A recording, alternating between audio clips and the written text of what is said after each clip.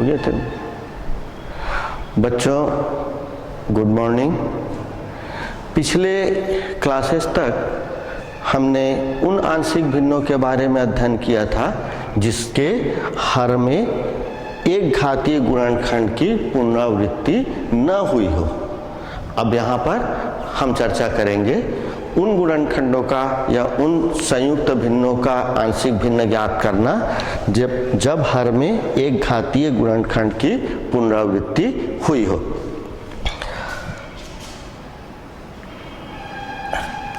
एक बटे x plus ए और एक्स प्लस बी पूरे का वर्ग का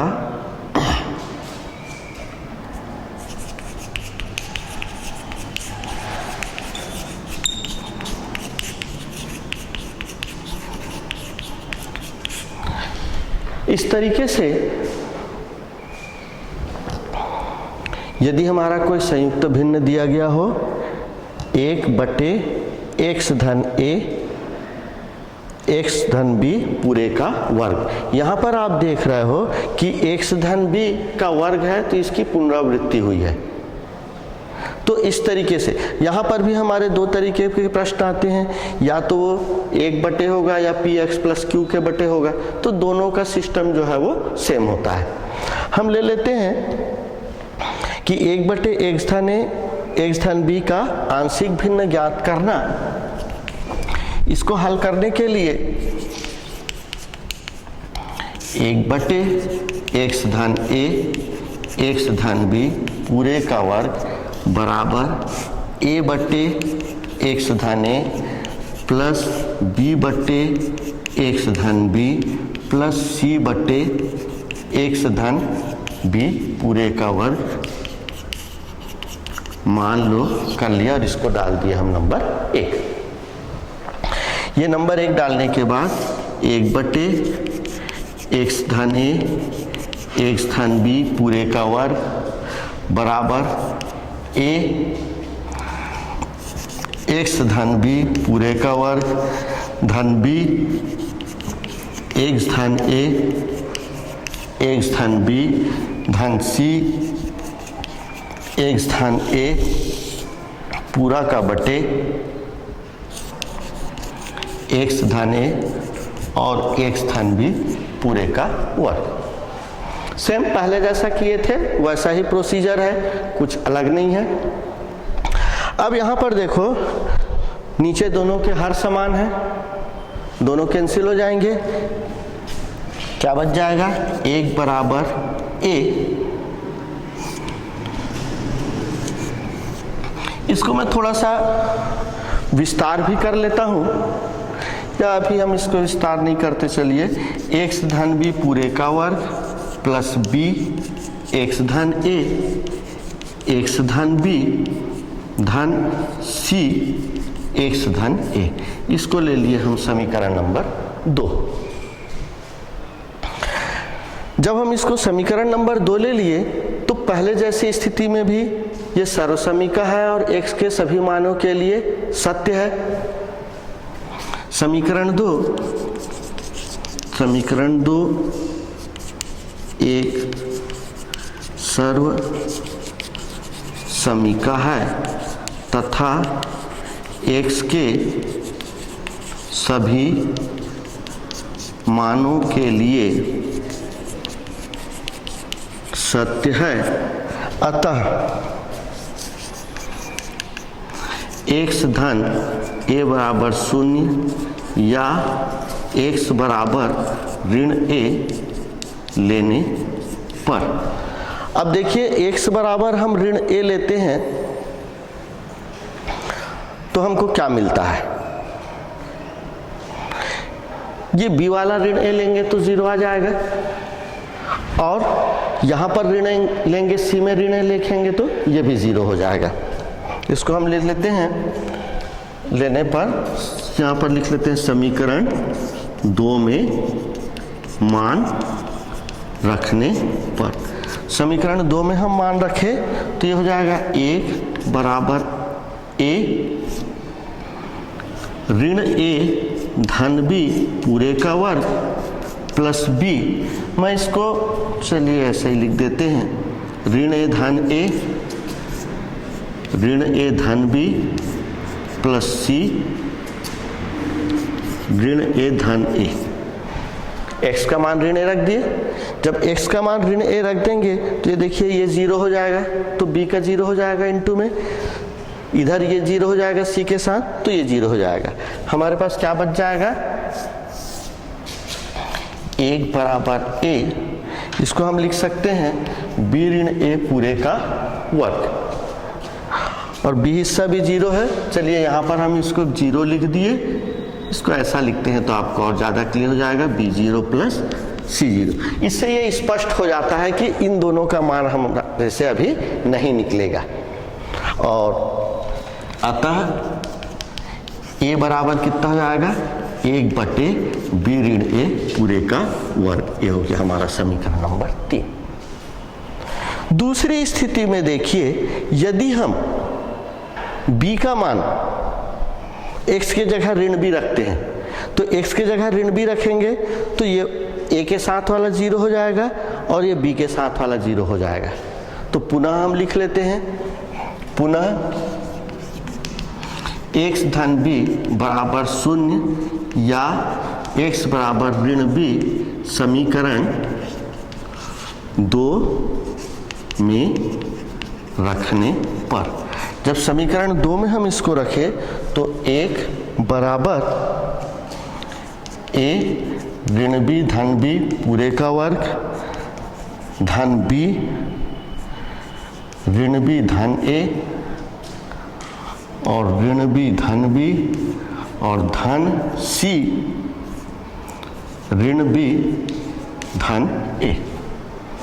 अब यहां पर देखिए क्या मिल गया हमको, a का मान 0, ऋण b धन b, तो b के साथ भी 0 आ गया, और धन c a ऋण b।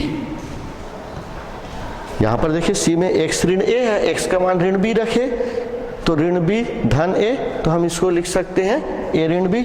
अब ये दोनों 0 हो गए, अतः हम लिख लिए c बराबर 1 बटे a ऋण b।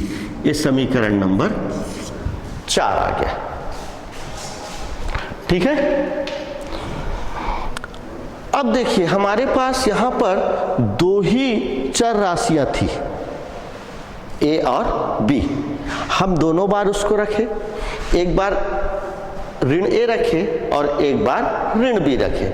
दोनों बार रखने से हमको एक बार a का मान प्राप्त हुआ और दूसरी बार c का मान प्राप्त हुआ, b का मान तो नहीं निकला।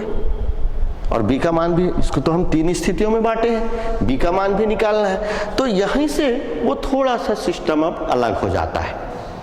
ठीक है, चलिए इसके बाद आगे का देखते हैं। थोड़ा सा इसको b का मान निकालने के लिए इसको मैं इधर का मिटा देता हूं, आप लोग लिख लिए होंगे।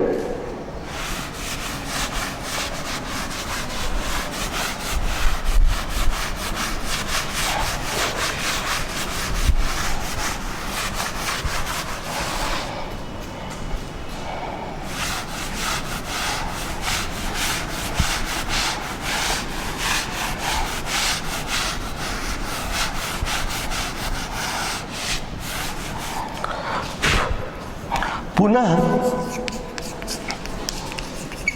समीकरण 2 से, हमने समीकरण 2 को नहीं मिटाया है ताकि गलती मत हो।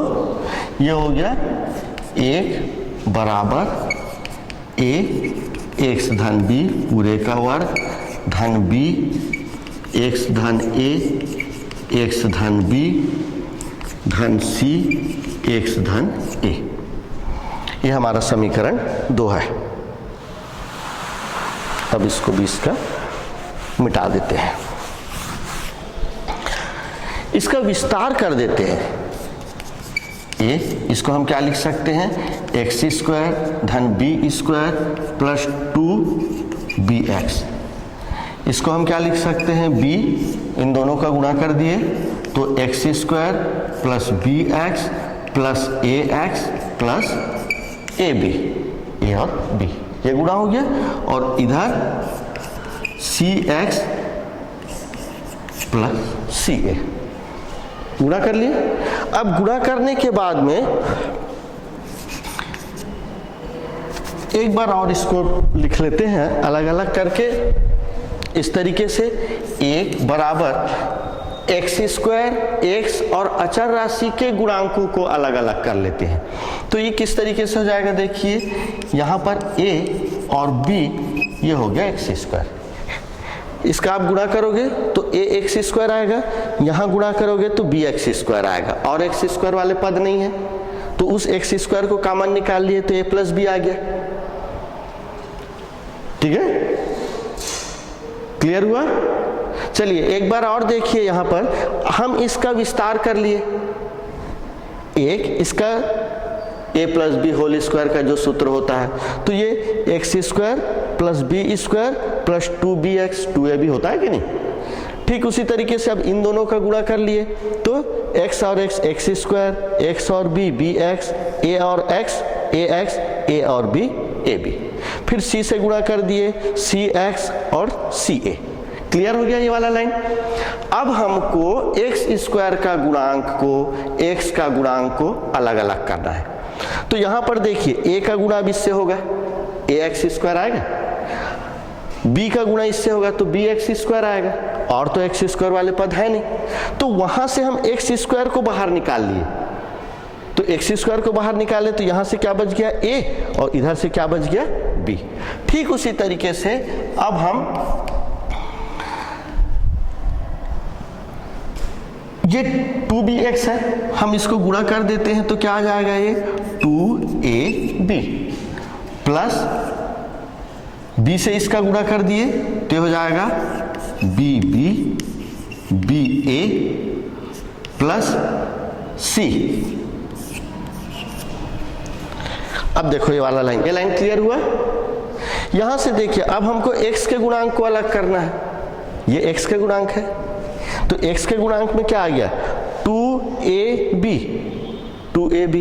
यहां से x का गुणांक में देखिए b और b, ये b और b, यहां से b और a, ये ba, और यहां से c, x बाहर निकल गया।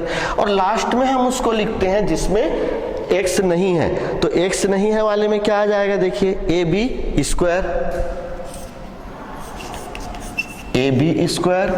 धन सेकेंड वाले में से आ जाएगा BAB, और थर्ड वाले में से आ जाएगा BAB, और थर्ड वाले में आ जाएगा CA। ये लाइन क्लियर हो गया।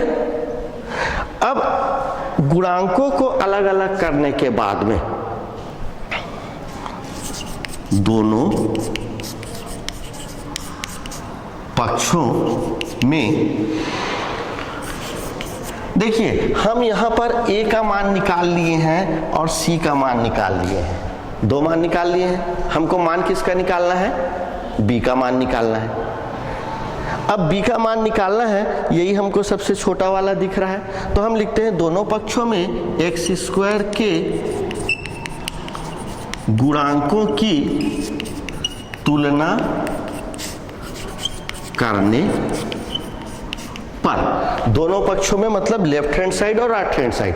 यहां पर देखिए यहां पर एक है, दूसरा स्थिति होता px प्लस क्यू वाले में तो x आता है, यहां पर px प्लस क्यू वाला तो नहीं है तो एक है, और हम लिखे हैं कि एक्स स्क्वायर के गुणांकों की तुलना करने पर, तो इस तरफ एक्स स्क्वायर नहीं है तो क्या गुणांक आ जाएगा 0 बराबर a प्लस बी, 0 बराबर a प्लस बी, या a प्लस बी बराबर 0, पलट दिए उसको। और इसके बाद में a का मान कितना निकाले हैं हम, 1 बटे b ऋण a पूरे का वर्ग धन b बराबर 0, तो b बराबर आ जाएगा ऋण 1 बटे b ऋण a पूरे का वर्ग। क्लियर हुआ। यहां पर हम लिख सकते हैं समीकरण 3 3 से। समीकरण 3 में हम a का मान निकाले हैं, उस मान को यहाँ पर रख दिए, a का मान को पक्षांतर करके b का मान को निकाल लिए, वह आ गया हमारा 1/b ऋण a पूरे का वर्ग। तो इस तरीके से हमको तीनों मान प्राप्त हो गए, a के मान, b के मान और c के मान। इन तीनों मानों को कहाँ रखेंगे आप? समीकरण 1 में। अब समीकरण 1 में लिख देते हैं ऊपर, इसको मिटा देते हैं यहाँ पे।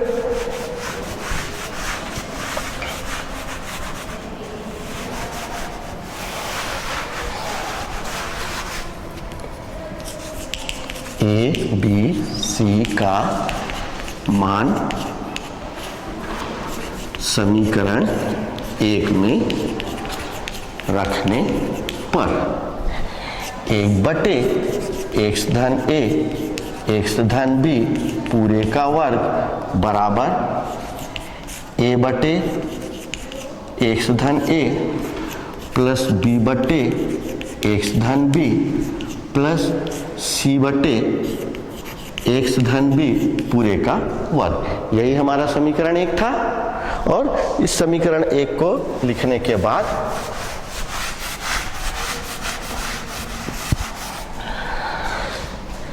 a का मान निकाला था हमने 1/b ऋण a पूरे का वर्ग x धन a, b का मान निकाला है ऋण 1/b ऋण a पूरे का वर्ग और x धन b, और c का मान निकाले हैं 1/a ऋण b और x धन b पूरे का वर्ग। ABC के जो मान निकाले, उस ABC के मान को यहाँ पर रख दिए। मान रखते समय बड़े ध्यान से देखिएगा, a के मान में ऋणात्मक नहीं है तो 1/b ऋण a पूरे का वर्ग x धन a, b का मान ऋणात्मक है तो ऋण 1/b ऋण a पूरे का वर्ग x धन b, धन c का मान भी ऋणात्मक नहीं है तो 1/a ऋण b x धन b पूरे का वर्ग। तो इस तरीके से आपने देखा कि यदि हर में एक घातीय गुणनखंड की पुनरावृत्ति होती है और जब पुनरावृत्ति नहीं होती तो थोड़ा सा अंतर है दोनों के बनाने के तरीके में।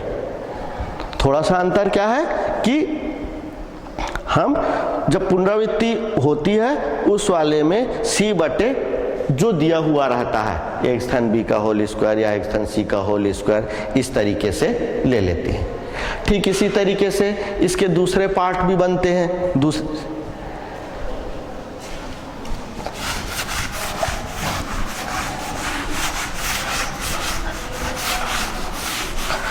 मतलब ये कि यदि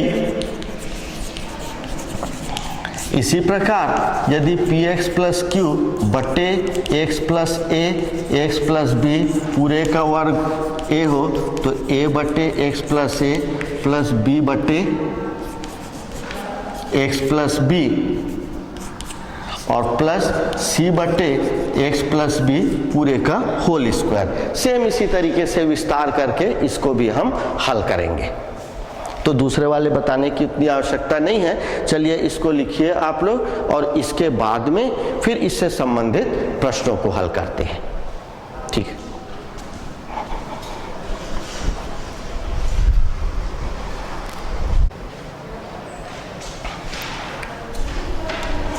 चलिए लिख लिया इसको।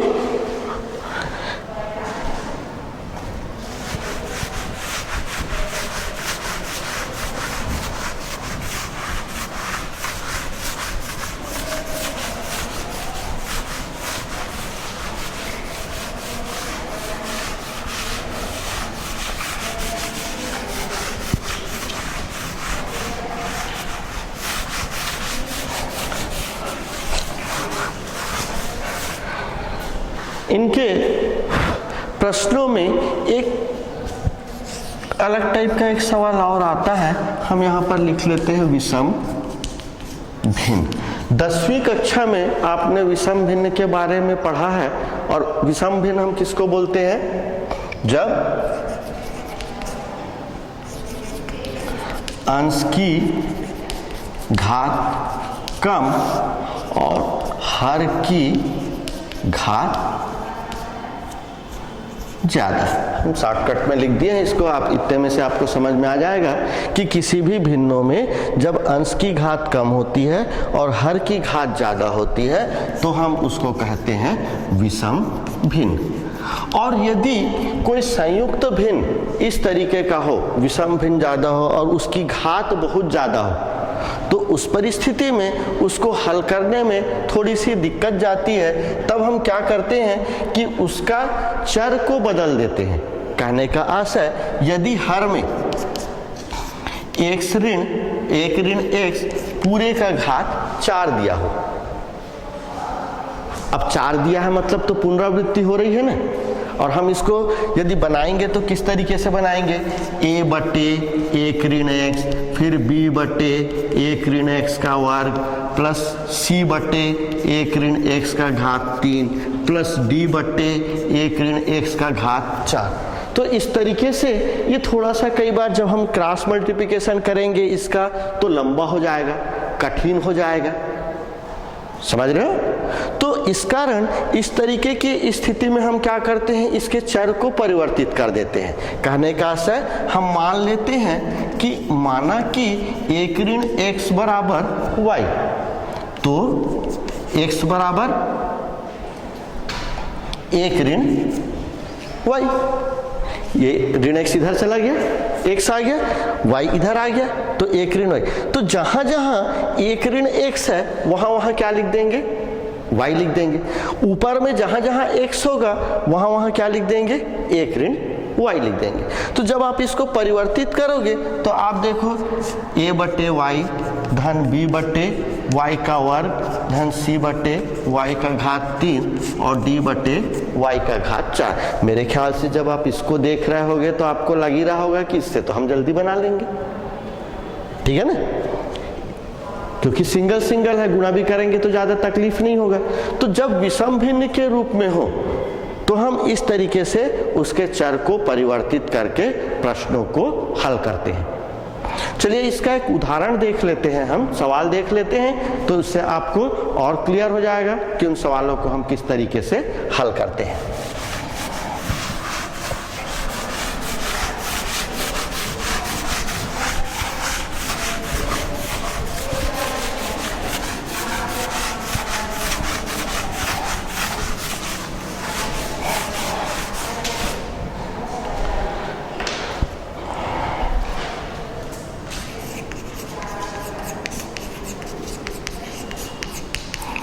हो सकता है आपके 1.4 प्रश्नावली का सवाल हो या उदाहरण का सवाल हो या कोई भी बुक में कहीं पर भी ये सवाल हो सकता है। हमको पैटर्न से मतलब रहता है कि उस पैटर्न के प्रश्न हमसे बनने चाहिए।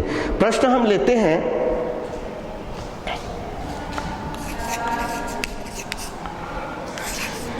x क्यूब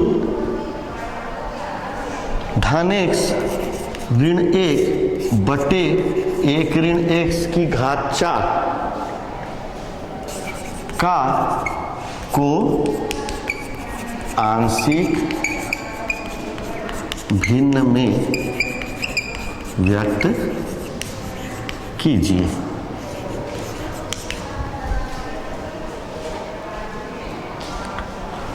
का हम शुरू में बताए थे उससे उलट हम दूसरे तरीके वाला का ले रहे हैं, ताकि इससे आपको दूसरे तरीके का कैसे हल करते हैं ये पता चल जाएगा। और जिस पैटर्न का शुरू में बताए थे निकालने का, यदि अचर राशि आती है उसके ऊपर में तो उसको उस तरीके से हल कर सकते हैं। तो दोनों पैटर्न का आपका क्लियर हो जाएगा। अब x क्यूब धन x ऋण 1 बटे x धन x की घात 4 है, ये काफी बड़ी संख्या हो जाती है। तो इसको हल करने के लिए हम क्या करते हैं, हल में लिख लिए, हल प्रश्न को लिख लेते, हल में लिख लेते हैं हम इसको कि 1 ऋण x बराबर y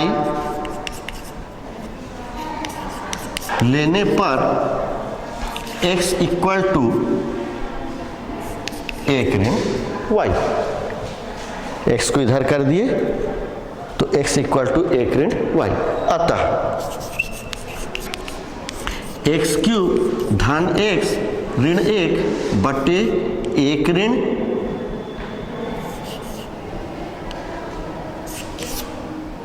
x की घात 4 बराबर, अब यहां x क्यूब है तो x क्यूब को हम क्या लिखेंगे, x का मान कितना निकाले हम, 1 ऋण y, 1 ऋण y का क्यूब, x का मान 1 ऋण y और ये ऋण 1, ऋण 1 को तो कुछ नहीं कर सकते, वैसे ही रखेंगे। और नीचे क्या है, 1 ऋण x, तो 1 ऋण x बराबर कितना है, y, ये y का घात कितना हो गया, 4।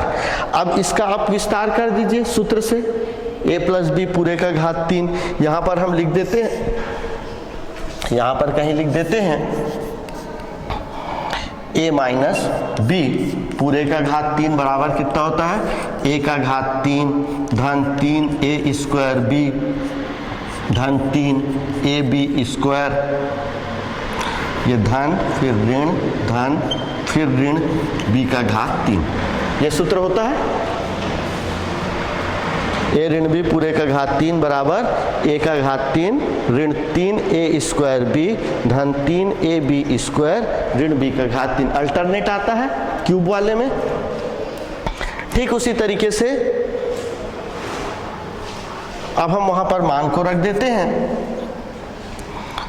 तो ये क्या हो जाएगा हमारा, 1 का घात 3 तो एक ही होगा, ऋण 3 a स्क्वायर b धन 3 a b स्क्वायर ऋण b का घात 3 धन 1 ऋण y ऋण 1 पूरा का बटे y का घात 4।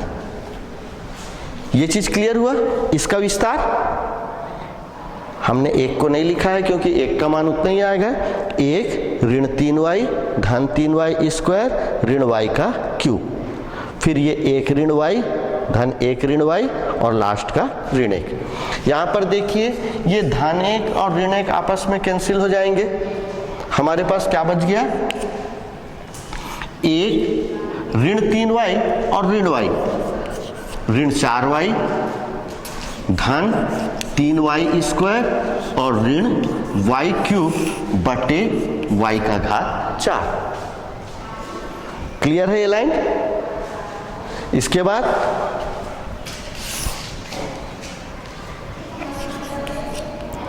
X cube plus x minus 1 बटे 1 माइनस एक्स का पावर 4। जब भी आप कभी पेज चेंज करो तो पेज चेंज करते समय लेफ्ट हैंड साइड में जो भी लिखा हुआ रहे उसको जरूर लिखा करना। दूसरा, हमेशा बराबर के चिन्ह के नीचे बराबर का चिन्ह लगाना, और एक चीज ध्यान रखना कि वो जो बराबर का चिन्ह है वो बटे के जो चिन्ह है उसके सीध में रहे। हमसे भी कई बार गलतियां हो जाती है, हम यहाँ पर थोड़ा सा ऊपर लगा दिए थे, नजर गई हमारी, उसको सुधार लिए। तो हमेशा बराबर का जो चिन्ह है वो ठीक बटे के सामने रहना चाहिए, और बराबर चिन्ह के नीचे बराबर चिन्ह। सवाल दिखने में अच्छा दिखता है, जांचने वाले को तकलीफ नहीं होती, और आपको जब वो ठीक से पढ़ेगा तभी वो आपको उसमें मार्क्स देगा। यदि वो पढ़ ही नहीं पाएगा तो आपको मार्क्स नहीं देगा। तो इस चीज का जरूर ध्यान रखेंगे। और इसके बाद यहाँ पर जो लास्ट में आया देखिए, 1 ऋण 4y धन 3y स्क्वायर धन ऋण y क्यूब बटे y का घात 4। अब इसको हम अलग अलग कर लेते हैं। अलग अलग करेंगे तो क्या हो जाएगा, 1 बटे y का घात 4 ऋण 4y बटे y का घात 4 धन 3y स्क्वायर बटे y का घात 4 और ऋण y क्यूब बटे y का घात 4। चारों अलग अलग हो गए। अब आपको ये दिख रहा होगा आंशिक भिन्न के रूप में, 4 टुकड़े निकल गए इसके। इसको और छोटे कर लेते हैं, 1 बटे y का घात 4 ऋण 4 बटे y क्यूब धन 3 बटे y स्क्वायर ऋण 1 बटे y। यहाँ पर y है, नीचे में y का घात 4 है, कट गया, y का घात 3 बच गया। यहाँ y स्क्वायर है, y का घात 4 है, y स्क्वायर बच गया, नीचे कट गया। यहाँ y क्यूब है, यहाँ y का घात 4 है, क्यूब वाले कट गए, क्या बच गया, y। y का घात 4 का मान कितना है, y का मान कितना था हमारा, देखिए 1 ऋण x बराबर y। इस मान को अब रख देते हैं। 1 ऋण x पूरे का घात 4 ऋण 4 बटे 1 ऋण x पूरे का घात 3 धन 3 बटे 1 ऋण x पूरे का घात 2 ऋण 1 बटे 1 ऋण x। और यही हमारा क्या हो जाएगा, आंसर हो जाएगा।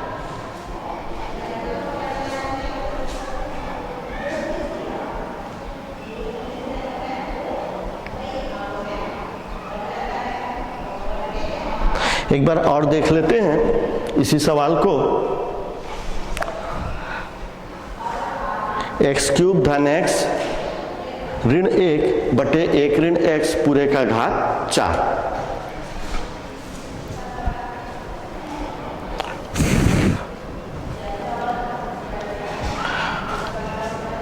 एक ऋण x बराबर y, x equal to 1 minus y, x cube 1 minus y का क्यूब धन x और ऋण 1 बटे y का घात 4। इसका मान रख दिए 1 ऋण 3y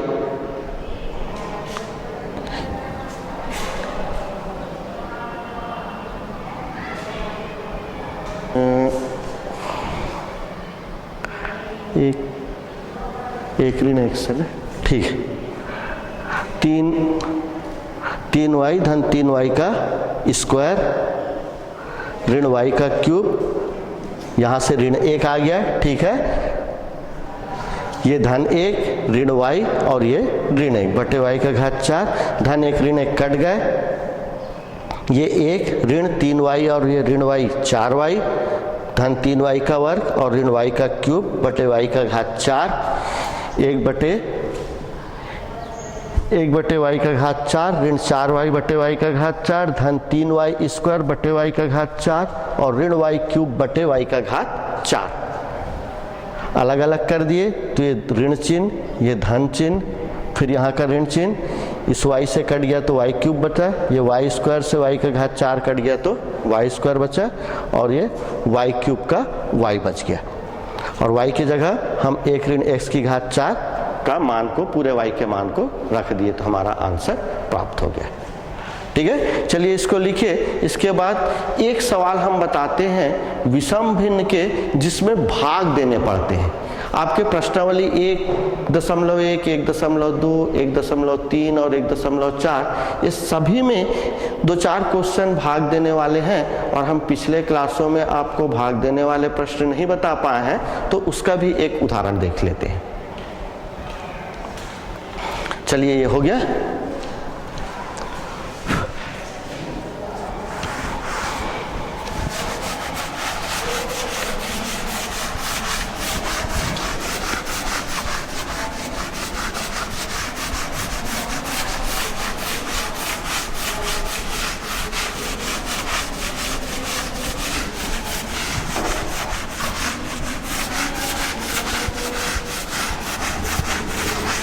एक चीज जरूर ध्यान दीजिएगा कि जब आप कोई भी सवाल बनाते हैं और सवाल बनाने के बाद आखिरी में हमारा आंसर होता है, पहला प्रश्न रहता है और लास्ट में हम जो भी आंसर आए, यहाँ पर का मिट गया है, जो भी आंसर आए, तो आंसर आने के बाद आप इक्वल के नीचे तो इक्वल का चिन्ह लगा रहे हैं। आंसर आने के बाद वहां पर ANS करके आप जरूर उसको अंडरलाइन कर दें और 2 लकीर खींच दें। मतलब कहने का हमारा यह है कि आप आंसर कुछ इस तरीके से लिखें कि कॉपी जांचने वाले को आपका आंसर स्पष्ट दिखाई दे दे कि हाँ भाई यही इसका हल है, यहाँ पर ये प्रश्न का हल जो है वो समाप्त होता है, ताकि जांचने वाले को भी पता चल जाए। यदि आप यहाँ पर कुछ नहीं लिखेंगे तो जांचने वाले को पता नहीं चल पाएगा कि सवाल हल हो गया है ना। तो आपको वो चीज स्पष्ट लिखना जरूरी है और उसके नीचे कुछ लाइन वगैरह या गाढ़ा करके लिखने से क्या होता है कि वो दिख अच्छा से जाता है, ठीक है ना। अब जांचने वाला तो आपके जैसा कम उम्र का तो होगा नहीं, वो तो ज्यादा उम्र का होगा और उसकी नजरें कमजोर भी हो सकती है, तो आपको उसको दिखाना है, ठीक है। चलिए एक आध सवाल और देखते हैं हम। 6x cube plus x square, 6x cube plus x square minus 19x minus 8 upon 2x square plus 5x plus 3, 6x cube plus x square minus 19x minus 8 बटे 2x square plus 5x plus 3 को आंशिक भिन्न में बदलिए। आपका जो भी exercise का हो, चाहे 1.1 का हो, चाहे 1.2 का हो, चाहे 3 का हो, चाहे 4 का हो, ये पहला प्रश्न आया है सब में। यहां पर देखिए x की घात ज्यादा है, अंश की घात ज्यादा है, x की नहीं बोलना चाहिए, अंश की घात ज्यादा है और हर की घात कम है। उस परिस्थिति में इसको हल करने के लिए पहले उचित भिन्न में परिवर्तित करते हैं। तो यहां पर हमको इसके हल में लिखना पड़ेगा कि यह एक विषम भिन्न है, अतः अंश को हर से भाग देने पर, हमारा हर क्या है यहाँ पर 2x स्क्वायर धन 5x धन 3 और अंश है 6x cube plus x square minus 19x minus 8। भाग देने की प्रक्रिया हम इसी तरीके से करते हैं। यहाँ पर 2x स्क्वायर है, यहाँ 6x क्यूब है, हम इसको किससे गुणा कर देते हैं 3x से। जब हम इसको 3x से इस पूरा का गुणा करेंगे तो क्या आ जाएगा 3 दूनी 6x क्यूब माइनस प्लस 3 पंचे 15x स्क्वायर और प्लस 3 तिया 9x। इस 3 का गुणा इससे हो गया और 3 से इसका गुणा होने के पश्चात ये ऋण ऋण और ये ऋण, ये दोनों कट गए, 15 में से 1 गया तो ये हो जाएगा यहाँ पर माइनस 14x स्क्वायर, 9 9 18 का 8, 1 और 1 2 माइनस 28x और माइनस 8। ठीक है, अब यहां पर एक्स स्क्वायर बराबर आ गया, तो बराबर आने से भी हमको भाग देना होता है। अब यहाँ पे माइनस 14 है तो हम माइनस 7 से इसका इंटू कर देते हैं, तो माइनस 7 से इंटू कर दिए तो माइनस 14x स्क्वायर, 7 दूनी 14 और फिर यहाँ पर माइनस आ जाएगा 7 पंचे 35x और 7 तिया 21। फिर ये माइनस वाला प्लस और ये माइनस प्लस, ये दोनों कैंसिल हो गए। 35 में से 28 गया, 8 7 15 होता है, तो ये हो गया हमारा 7x और 21 में से 8 जाएगा तो 13 और 8 21 होता है। अब यहाँ पर देखिए x का घात कम हुआ है, इसको हम लिख सकते हैं, अतः 6x cube plus x square minus 19x minus 8 बटे 2x square plus 5x plus 3 equal to 3x minus 7 plus 7x plus 13 बटे 2x square plus 5x plus 3। इस तरीके से लिख सकते हैं। जो हमारा प्रश्न दिया है भाग दिए तो ये भागफल आया, भागफल को अलग लिख लिए 3x माइनस 7 और शेषफल कितना बचा हमारा 7x धन 13, तो 7x धन 13 बटे 2x स्क्वायर धन 5x धन 3। तो इस तरीके से ये बन गया। अब इसके बदलने के बाद में फिर हम इसको और क्या लिख सकते हैं 3x minus 7 plus 7x plus 13 बटे 2x square plus 3x plus 2x plus 3 या 3x minus 7 plus 7x plus 13 बटे, यहां से हम कॉमन निकाल लेंगे तो यहां बच जाएगा 2x प्लस 3 और यहां बच जाएगा x प्लस 1। दो इसके गुणनखंड निकल जाएंगे इस तरीके से। यहां से देखिए हम x को कॉमन निकालेंगे तो 2x प्लस 3 बचेगा, यहां से 1 कॉमन निकालेंगे तो 2x प्लस 3 बचेगा, तो 2x प्लस 3 को कॉमन निकाल दिए तो दूसरा गुणनखंड क्या बच गया, x प्लस 1। अब ये वाला जो तरीका है ये हम प्रश्नावली 1.1 में इस तरीके का हल करने के लिए बताए थे। ये हमारा आंसर का ये एक पार्ट है, इसका आंसर का एक पार्ट ये है। हम इसको समीकरण 1 मान लेंगे और मानने के पश्चात जैसे हम प्रश्नावली 1.1 के सवाल को हल किए थे ठीक उसी तरीके से इसको आगे हल कर लेंगे। आपका समय हो रहा है, समय नहीं होता तो हम इस सवाल को पूरे कंप्लीट बता देते। और यह सवाल इसके आगे मेरे ख्याल से आप लोगों से बन जाएगा, तो आप लोग इसको बनाइएगा, ठीक है। और नहीं बनता है मान लो तो इसके आगे फिर इसी सवाल को आगे हम कल कर देंगे यदि आवश्यकता होगी तो, और उसके बाद कोई दूसरा विधि पढ़ेंगे। तब तक के लिए धन्यवाद।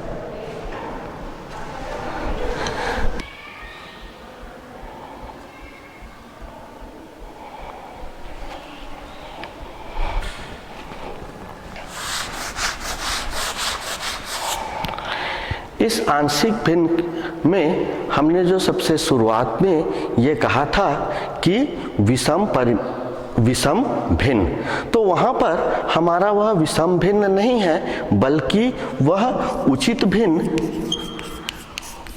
भिन्न या इसी को हम सम भिन्न भी कहते हैं। और इस उचित भिन्न और सम भिन्न में दोनों एक ही चीजें हैं। इसमें हमारा जो अंश का घात होता है, अंश की घात यह कम होती है और हर की घात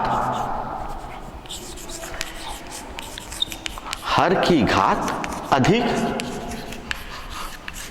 अंश की घात कम और हर की घात अधिक होती है। इस तरीके का जो परिमेय व्यंजक होता है उसको हम